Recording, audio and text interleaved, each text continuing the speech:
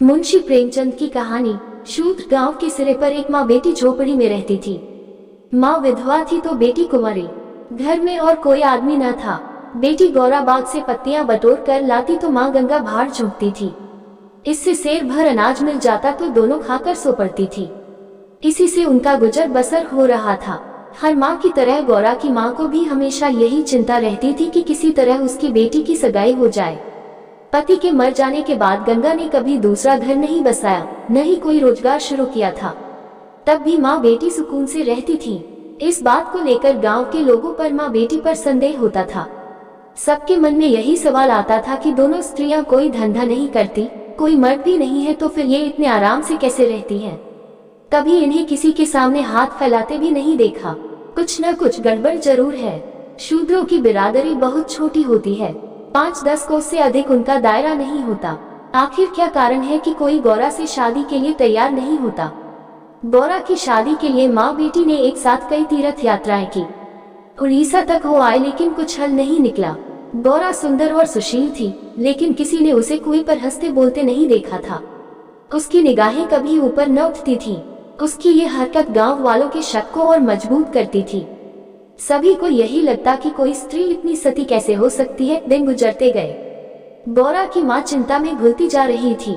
उधर गौरा की सुंदरता, उसकी जवानी गांव वालों की नजरों में चुभ रही थी। एक परदेसी गांव से दूर नौकरी की खोज में कलकत्ता जा रहा था।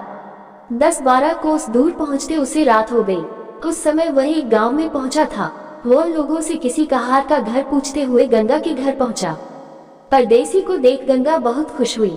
गंगा ने उस परदेसी से उसका नाम पूछा तो परदेशी ने बताया कि उसका नाम मंगरू है। इसके बाद गंगा ने मंगरू का खूब आदर सत्कार किया। उसके लिए अच्छे पकवान भी बनाए। धीरे धीरे दोनों की बातचीत भी बढ़ने लगी। इसी दौरान शादी की चर्चा भी छिड़ गई। मंगरू नौजवान था, तभी उसकी निगाह गौरा पर पड़ी।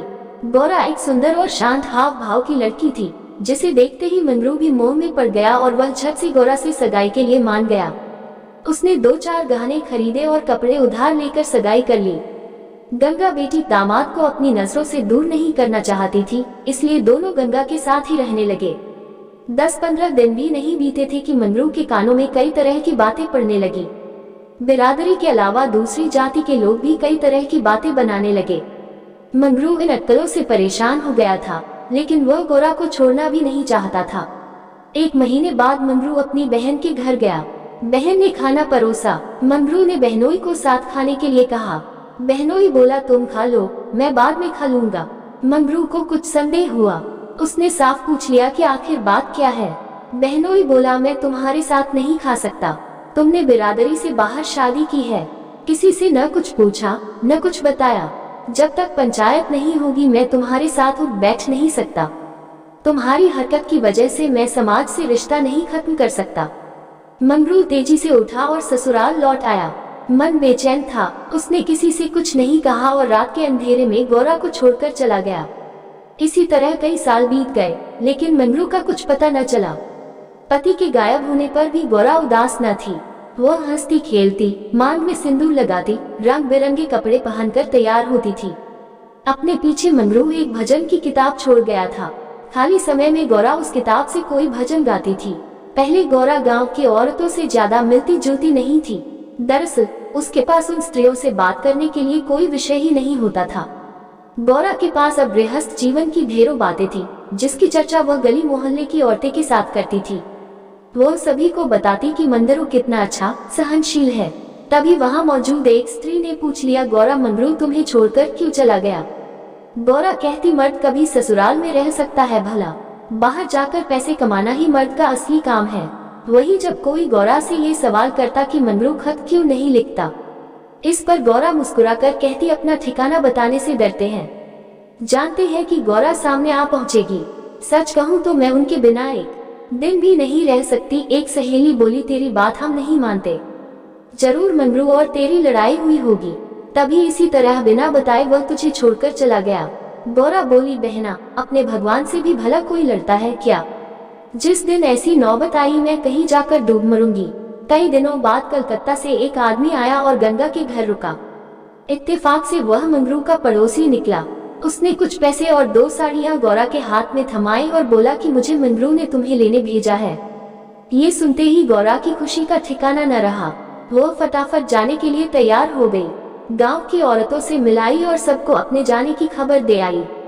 बेटी के जाने से गंगा मायूस थी, लेकिन साथ ही खुश भी थी। रास्ते भर गौरा के मन में हजारों अच्छे बुरे ख्याल आते रहे। बीच बीच में उसे अपनी माँ के अकेलेपन की भी याद आ जाती। डर सताता कि बेचारी अम्मा अकेले कैसे रहेगी, सारा काम अकेले करना पड़ेगा। बूढ़ी दिन भर रोती रहेगी। इसी उधेड़बुन में रास्ता कट गया। लगभग 3 दिनों बाद गाड़ी कलकत्ता स्टेशन पहुंची। गौरा का दिल जोर से धड़क रहा था।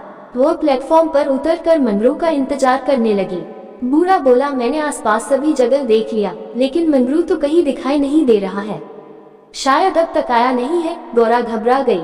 तभी बूढ़ा बोला, चलो हम डेरा पर चलते हैं। उसे मालूम न था कि हम कौन सी गाड़ी से आ रहे हैं। ऐसे में भला उसकी राह देखने से कोई फायदा नहीं। गौरा बात मान गई और दोनों तांगे पर सवार होकर चल दिए। यह पहली बार था जब गौरा गांव से बाहर निकली थी। उसकी आंखें इधर उधर चीजों को निहारने में लगी हुई थी। अचानक तांगा एक सुंदर और विशाल भवन के सामने रुका। गौरा उतरी और तेजी से सीढ़ियों के सहारे ऊपर चढ़ने लगी। मंगरू से मिलने की थोड़ी भी देरी उससे बर्दाश्त नहीं हो रही थी। तभी बूढ़े ने पहली मंजिल के एक कमरे की ओर इशारा करते हुए कहा, यह मंगरू का कमरा है, जाओ, वह अंदर ही पड़ा होगा। गौरा अंदर गई, लेकिन कमरे में कोई न था। कोने में खाट और 4-5 बर्तन पड़े हुए थे। वो बाहर आई और बूढ़े को बताया। बूढ़ा बोला, मंगरू काम पर गया होगा, शाम को लौटेगा, यहाँ वह किराए पर रहता है। कमरे में मंगरू को न पाकर गौरा थोड़ी मायूस हो गई, लेकिन शाम को मिलने की सोचकर मुस्काई और साफ सफाई में लग गई। उसने कमरे में झाड़ू लगाया, बर्तन धोए, नहा धोकर शाम का इंतजार करने लगी। राह देखते देखते देर शाम हो गई, लेकिन मंगरू का अब तक कोई पता न था। गौरा का मन फिर घबराने लगा। घना अंधेरा छा गया था, परंतु कमरे में एक दीपक तक न था। जब भी किसी की आहट होती तो गौरा को लगता मंगरू आया होगा, लेकिन दरवाजे पर कोई दस्तक न होती थी। कुछ देर बाद दस्तक हुई। गौरा दौड़ी और दरवाजा खोला। सामने बूढ़ा खड़ा था। गौरा बोली, वो अब तक आए क्यों नहीं आया? बूढ़ा बोला, अभी मैं मंगरू के दफ्तर से ही लौटा हूँ। साहब ने बताया कि मंगरू का ट्रांसफर हो गया है। मंगरू ने साहब से कई मिन्नतें की, लेकिन किसी ने उसकी एक न सुनी और दूसरी जगह भेज दिया। मैं दफ्तर से उसका नया पता ले आया हूँ। कल सुबह तुम्हें जहाज पर बैठा दूंगा, फिर तुम अपने मंगरू के पास चली जाना। गौरा घबरा कर बोली, जहाज में कितने दिन का सफर होगा? बूढ़े ने कहा, कम से कम 8 से 10 दिन तो जरूर लगेंगे, लेकिन घबराओ मत, तुम्हें कोई परेशानी नहीं होगी। तय बात के मुताबिक अगले दिन गौरा बूढ़े के साथ मंगरू के पास जाने के लिए निकली। बूढ़े ने उसे जहाज पर बैठाया और विदा किया। जहाज जैसे जैसे किनारे से अलग हो रहा था, वैसे वैसे गौरा को लग रहा था कि अब उसकी अम्मा, गांव सब पीछे छूट रहा है। चारों ओर पानी पानी देख गौरा का मन अजीब हो रहा था। अनजान जगह में मंगरू को कहाँ खोजेगी, यह सोच सोचकर उसका दिल बैठा जा रहा था। जहाज पर कई स्त्रियां और पुरुष सवार थे। गौरा उन्हें देख और उनकी बातें सुन रही थी। तभी उसकी नजर एक कोने में अकेली बैठी स्त्री पर पड़ी। गौरा ने हिम्मत कर उससे पूछा, कहाँ जा रही हो बहन? ये सुनते ही स्त्री की आंखें डगमगा गई। बोली, मुझे नहीं मालूम कि मैं कहाँ जा रही हूँ, बस जहाँ भाग्य ले जाए वहाँ चली जा रही हूँ। तुम कहाँ जा रही हो? गौरा बोली, मैं तो अपने मालिक के पास। स्त्री झट से बोली, बहन, कोई तुम्हें बहला फुसला कर लाया है, तुम किसके साथ यहाँ आई? गौरा ने कहा, मुझे एक बूढ़ा ब्राह्मण यहाँ बैठा गया, मैं तो अपने पति से मिलने कलकत्ता आई थी। स्त्री बोली, किनारे पर जो लंबा दुबला पतला सा बूढ़ा था, जिसकी एक आंख फूली हुई थी, वही? गौरा, हाँ बहन वही। स्त्री बोली, बहन, उसी दुष्ट ने मेरा जीवन बर्बाद किया है, भगवान करे उसके साथ पुश्तों को नरक नसीब हो। उस कपटी के कारण मैं किसी को मुंह दिखाने लायक नहीं रही। अब जा रही हूँ मिश्र देश, वही मेहनत मजदूरी करके गुजर बसर करूंगी। ये सब सुनकर गौरा के मुंह से बोल न फूटे। वो सोचने लगी कि अब क्या करूंगी। उसे अपनी माँ, अपने गांव, सहेलियों की याद आने लगी। कुछ क्षण बाद हिम्मत करके बोली, अब क्या करे बहन? स्त्री बोली, अब यह तो वहां पहुंचने के बाद ही मालूम चलेगा। यह कहते कहते वह जोर जोर से रोने लगी और अपना दुख बताने लगी। गौरा ने हिम्मत दी तो स्त्री ने बताया कि शादी के तीसरे साल में उसके पति की मौत हो गई। पति के ख्यालों के साथ वह किसी तरह जी ही रही थी कि एक रोज पापी बूढ़ा वेश बदलकर भिक्षा मांगने आया। उसने सन्यासी का रूप धारण किया हुआ था। मैं उसके जाल में फंस गई और आज मेरी यह दुर्दशा है। इसने मुझे पति से मिलवाने का लालच दिया। मैं बेवकूफ पति से मिलने की चाह में इस बहरूपिया की बात में फंस गई और इसके साथ चल दी। आगे की कहानी मुझे नहीं मालूम। अगले दिन जब मुझे होश आया तो मैं घर भी नहीं लौट सकती थी। अब बूढ़ा मुझे यहाँ ले आया और जहाज पर छोड़ गया। स्त्री की बातें सुनकर गौरा को समझ नहीं आ रहा था कि वह क्या प्रतिक्रिया दे। वह बिल्कुल मौन हो गई थी। मंगरू से मिलन का सपना एक झटके में टूट गया था। गौरा को इस हाल में देख स्त्री बोली, भगवान पर भरोसा और साहस रखो बहन। हिम्मत पाकर गौरा बोली, मुझे अब तुम्हारा ही सहारा है। मैं और तुम दोनों अब साथ ही रहेंगे। स्त्री कुछ न बोली। दोनों एकटक नीले आकाश की ओर निहारने लगी। कई घंटों बाद जहाज किनारे पर पहुंचा। सभी यात्री उतरने लगे। तट पर मौजूद एक आदमी सभी यात्रियों के नाम लिख रहा था। अब गौरा के उतरने की बारी आई। जैसे ही उसने पांव नीचे रखा वह चौंक गई। उसके शरीर में कट दौड़ गया। वह जड़ बन गई। न कुछ बोल पा रही थी और न ही पीछे से आवाज दे रहे यात्रियों की बात सुन रही थी। ऐसा लगा मानो दुनिया रुक गई हो। गौरा के सामने वह दृश्य था जिसकी उसने उम्मीद छोड़ दी थी। तट पर खड़ा व्यक्ति जो यात्रियों के नाम लिख रहा था वह कोई और नहीं बल्कि मंगरू था। गौरा इस क्षण 7वें आसमान पर थी। उसकी खुशी छिपाई नहीं छिप रही थी। मंगरू ने अपना हाथ आगे बढ़ाया। गौरा ने प्रतिक्रिया न दी। इतने में यात्रा के दौरान मिली स्त्री ने गौरा को कोहानी मारी। गौरा लड़खड़ा गई। मंगरू ने उसे थाम लिया। स्त्री, क्या हुआ? इस आदमी को पहचानती हो? गौरा बोली, बहुत अच्छी तरह से। ये ही तो वे हैं जिनसे मिलने के लिए मैं घर से निकली। स्त्री बोली, अच्छा तो ये तुम्हारे पति हैं। अब तो तुम मेरे साथ न आओगी, मुझे भूल जाओगी। गौरा बोली, क्या ऐसा भी हो सकता है भला? तुमने मुझे सहारा दिया है। मंगरू इन दोनों से दूर अपने काम पर लगा हुआ था। वह यात्रियों से जानकारियां जुटाने में व्यस्त था। गौरा कोने में खड़ी मंगरू को निहार रही थी। कुछ देर बाद उसका काम खत्म हुआ और वह गौरा के पास आया। मंगरू, तुम कौन हो? क्या नाम है तुम्हारा और कहाँ से आई हो? गौरा मन मन मुस्काए और बोली, गौरा नाम है हमारा, मदनपुर, बनारस से आए हैं। मंगरू ने उसका हाथ थाम लिया और आंखों में आंसू लिए बोला, भला तुम यहाँ आई कैसे? गौरा ने उसके आंसू पोंछे और चौंक कर बोली, तुमने ही तो बुलावा भेजा था, सो मैं आ गई। मंगरू को समझ नहीं आया कि गौरा क्या कह रही है। उसने बोला, मैंने कब बुलावा भेजा? भला मैं तो पिछले 7 सालों से यहाँ कैद हूँ, चाहकर भी घर नहीं जा सका। गौरा घबरा कर बोली, तुमने बूढ़े को नहीं भेजा था मुझे लाने के लिए? मंगरू बोला, बिल्कुल नहीं। गौरा का मन छोटा हो गया। उसने इस जवाब की आशा न की थी। गौरा गुस्से में बोली, मैं कल ही यहाँ से चली जाऊंगी, मुझे तुम पर बोझ नहीं बनना। मंगरू बोला, अब तुम यहाँ से अगले 5 सालों तक नहीं जा सकती गौरा, यही यहाँ का नियम है। गौरा बोली, ठीक है फिर मैं अलग रहकर अपना पेट पाल लूंगी, लेकिन तुम पर भार न बनूंगी। मंगरू बोला, तुम मेरे लिए कभी बोझ नहीं हो सकती गौरा, तुम सती हो, देवी हो। जिस बूढ़े आदमी ने तुम बहकाया उसी ने मुझे भी यहाँ भेजा है। आओ मेरे साथ, मेरे ठिकाने पर चलो, वहाँ आराम करने फिर आगे बातें होगी। यह स्त्री कौन है तुम्हारे साथ? गौरा बोली, यह मेरी सहेली है, यात्रा के दौरान जहाज पर मिली। इसका यहाँ कोई न है, अतः यह मेरे साथ ही रहेगी। मंगरू मान गया। तीनों लोग पैदल चल दिए। तभी सामने से 2 लंबे चौड़े शरीर के आदमी आते दिखाई दिए। मंगरू के पास आकर दोनों आदमियों ने बोला, आज से ये दोनों औरतें हमारी। मंगरू के क्रोध का ठिकाना न था। मंगरू चिल्लाकर बोला, ये दोनों मेरे घर की स्त्रियां हैं, इन पर आंख तक न डालना। दोनों आदमी ठहाके लगाकर हंस पड़े। मंगरू का गुस्सा और बढ़ गया। तभी एक आदमी गौरा की ओर बढ़ा और उसका हाथ पकड़ने की कोशिश करने लगा। मंगरू चिल्लाया, छूना मत वरना अच्छा नहीं होगा। दोनों आदमी सहम गए और बाद में देख लेने की धमकी देकर आगे निकल गए। मंगरू, गौरा और उसकी सखी आगे बढ़ गए। मंगरू बोला, इसलिए मैं कह रहा था कि ये जगह तुम जैसी औरतों के लिए नहीं है। अचानक सामने से एक अंग्रेज आ पहुंचा।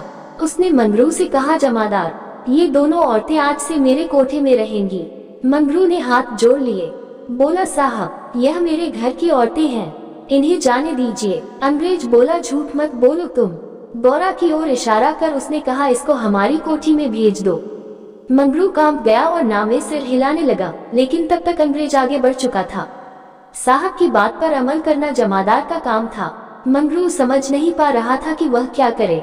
आखिरकार रास्ता खत्म हुआ। सामने मजदूरों के रहने के लिए मिट्टी के घर बने थे। बाहर दर्जनों की संख्या में स्त्री और पुरुष बैठे थे।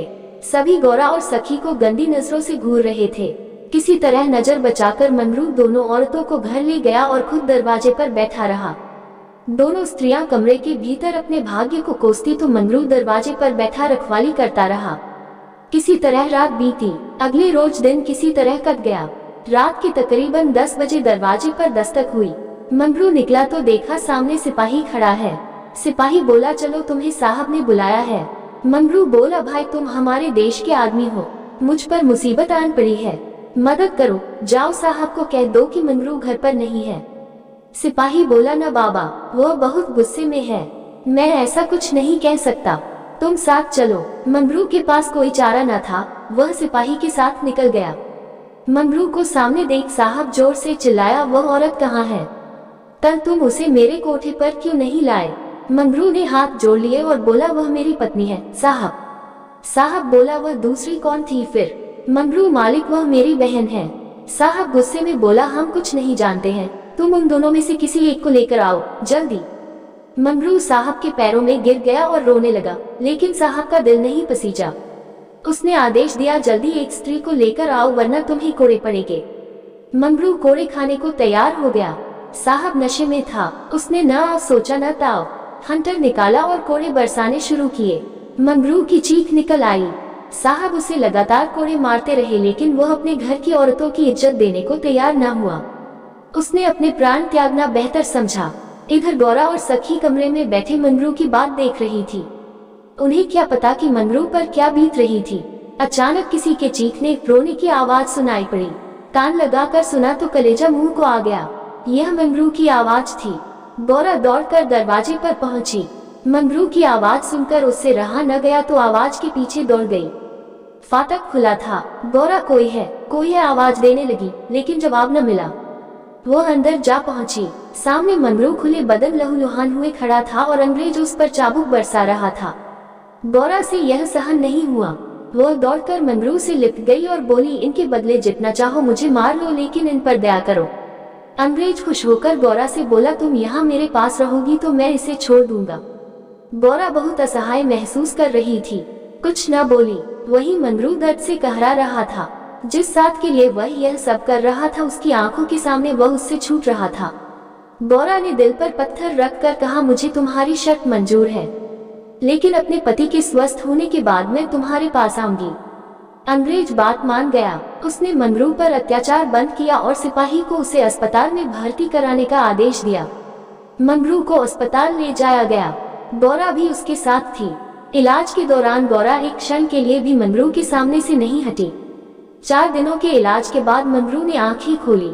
तय शर्त के मुताबिक अब गौरा को मंगरू का साथ छोड़ अंग्रेज के पास जाना था। यह उसे मंजूर नहीं था। ऐसे में उसने मरना बेहतर समझा।